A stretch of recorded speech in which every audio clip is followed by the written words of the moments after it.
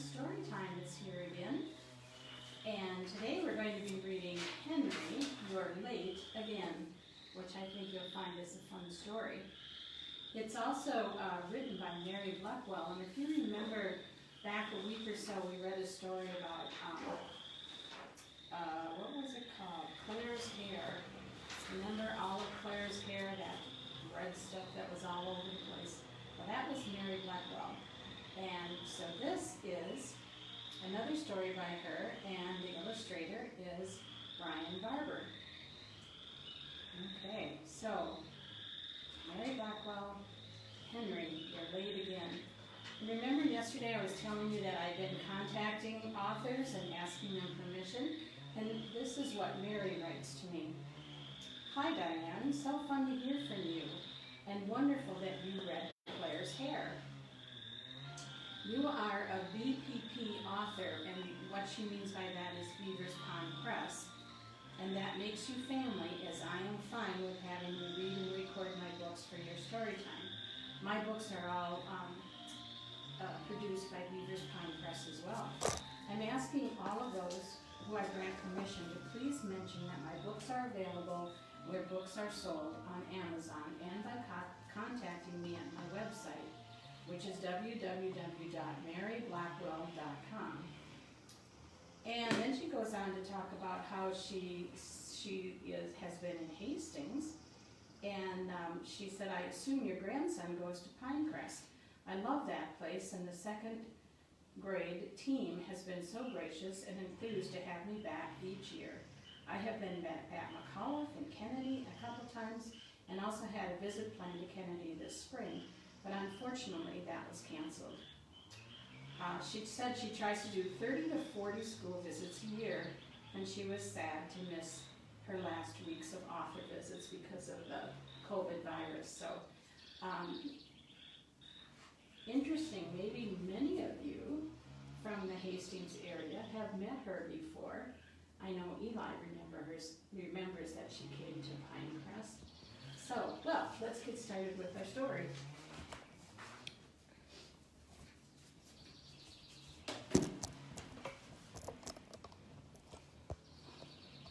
Be sure you can get it all in.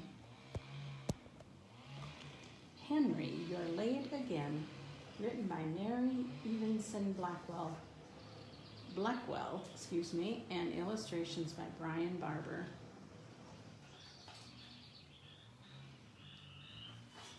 Henry, You're Late Again. Today is Monday, and it's just another crazy morning at our house. I better hurry so I'm not late for school again. But what's the use? Look at everybody flying around there. Dad overslept again. That must happen often. Look at how she wrote the word.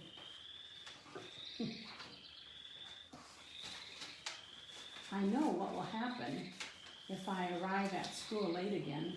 I can just see tall Miss Timberlane, the school secretary, looking down her nose at me.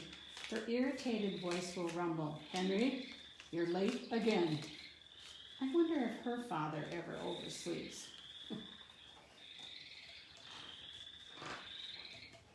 This is kind of wide. Can you get it all in? Mm-hmm. Mom forgot to set the alarm clock Grandma gave her for Christmas. Again. There's the alarm clock. I wonder if Miss Timberlane forgets to set her alarm clock. She probably has someone important like the principal give her a wake-up call each morning. Even the dog looks like Miss Timberlane, doesn't it?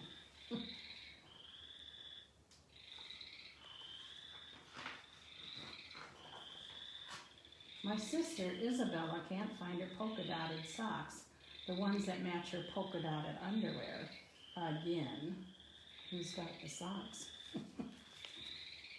Miss Timberlane probably doesn't wear socks. Maybe she doesn't even have feet. I can't tell because she's always behind that enormous brown desk in her school office. My baby brother Ryan needs his diaper changed. Again. Do you think Miss Timberlane owns a baby? She doesn't look like the type who would put up with diapers. if you know what I mean.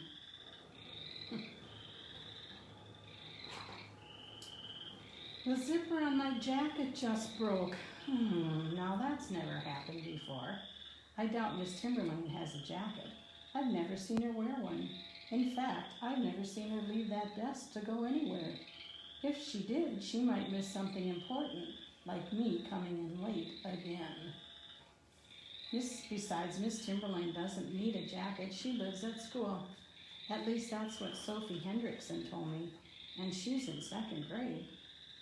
Maybe if I lived at school, I would never be late. I'd have to discuss this with Mom and Dad. I find my old jacket that I wore in kindergarten. Finally, I'm ready to go to school. You see Miss Timberlane right there? Sitting at her desk. Dad drives me the 9 blocks. Hey, Henry, look. No car line today, Dad says. He starts to whistle. He's obviously happy that the usual mile long of cars in front of Southview Elementary School has disappeared. I am thinking, yeah, that's really because I'm really late this time and all the other kids are already at their desks. Miss Timberlane isn't going to be happy. I'm doomed. Dad drops me off near the front door of my school and I shuffle to the office for my late slip.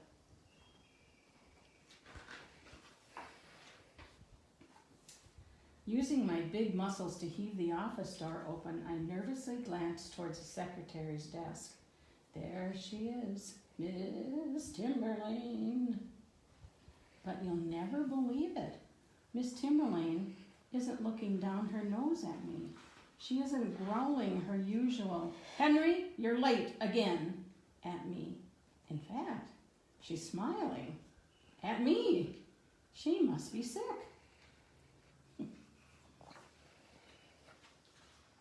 I mumble that I need a late slip, and she smiles some more. Maybe this is just someone disguised as Miss Timberlane. I study her closely to see if I can tell who the imposter is. I've seen this kind of thing on TV where a bad guy pretends he's someone else, but this person doesn't look like a bad guy. Her hair does look a bit different, and she's wearing an old sweatshirt that says "Go Tigers" instead of her usual fancy clothes. Then she speaks, but there's no grumbling. She sounds, well, downright nice. No, Henry, you don't need a late slip. Today is a teacher work day, and there is no school for students. And she smiles again, like she just gave me the Student of the Year gold medal.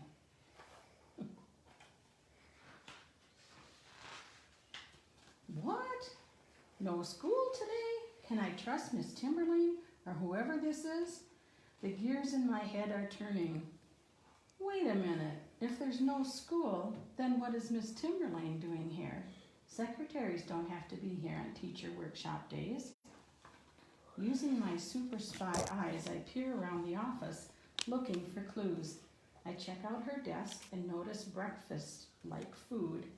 And is that an alarm clock? Right there? Aha! I get it. I think Sophie Hendrickson is right. Miss Timberlane just might live at school. I smile at Miss Timberlane for the first time all year. I'm dying to ask her where she sleeps and where she hangs her jammies. Maybe in the nurse's office. Miss Timberlane calls my mom. Your mother will be here in about an hour to pick you up, Henry. An hour? What am I going to do until then? Miss Timberlane moves out from behind her desk. Hey, she does have feet. And those are polka dot socks. See her polka dot socks? You can hear my frog chorus singing in the background. They're in the pond out front here, and they're just singing away today. I'll have to read a little louder to try and drown them out. Henry, I have a problem I'm hoping you can help me with. Tomorrow morning, the principal is going to be gone, so there's no one to read the morning announcements. I hear you are a terrific reader. Would you like to be the first student at Southview to help me read the announcements over the loudspeaker? Ooh, that would be sweet, I shout. Okay then, Miss Timberlane says. We have time to practice while we wait for your mom. Oh my, he's even in the principal's chair. She leads me into the principal's office and tells me I can hop into his chair. I sit near the microphone. I can't believe this. Do you know what the principal likes to do more than anything else? Asked Miss Timberlane. I have no clue. He likes to twirl in this chair. Twirl? No way, I say. Yes, like this. Miss Timberlane twirls me around 4 times. Whoa! Maybe I'll be a principal someday and spend a day twirling and reading announcements. Okay. We practice reading the announcements over and over. I read the birthdays, the newest books in the library, the lunch menu, and a good joke. And then I read the word of the day. Miss Timberlane reminds me to read this part slowly. The word of the day is patient. It means to wait calmly for something without complaining. I stop and ask, what does that mean? Miss Timberlane thinks for a second. Henry, there are times when you have to be patient and wait for others. You don't like being late, but getting angry doesn't solve your problem. Being patient makes it easier to make it a happy day, even when you're late. Uh-oh, that reminds me of something. Softly I say, Miss Timberlane, I hardly ever make it to school on time, and the announcements I read right away. I'm sorry, but if I'm late, I won't be able to help you read them, no matter how patient I am. I stare at the floor. Would it help if I gave you a wake-up call tomorrow, she offers? Before I answer, I hear Mom's voice at the door. That would be perfect, and the earlier the better. We don't want Henry to miss out on his chance to help you. That's what Mom said. I'll see you tomorrow morning then, Miss Timberlane. My voice sounds happy and smart, and I smile real big at her. Okay, Henry, laughs Miss Timberlane. Would you like me to give you a wake-up call every morning? Sure, I say, but not on teachers' work days. And we all laugh. And I thought that was the end. As I turn to leave, I know exactly where I want to spend the rest of the day. Mom, can we check to see if I can play at Sophie's house this afternoon? Sounds like a good plan, Henry, Mom says with a smile. Sophie will want to hear all about the clues I discovered about Miss Timberlane. Maybe Sophie and I can become school spies together. I think she's the smartest kid in school. Next to me. And that's the end of our story. Here's a picture of Mary Bleckwehl and Brian Barber, the illustrator. And here's a little note from a first grader. It says, I like Henry. He's funny. The polka dot underwear made me laugh. I like the whole book. Connor Burnt, first grader. Very cool. Okay, that was a good story. Henry, You're Late Again by Mary Bleckwehl. Well, that's our story time for today. It's beautiful outside. Sun is shining. You better get out and get some good exercise. And then find a good book to read too while you're at it. So tomorrow is Wednesday. We have another good book for tomorrow. So we'll see you then at 11 o'clock. Bye.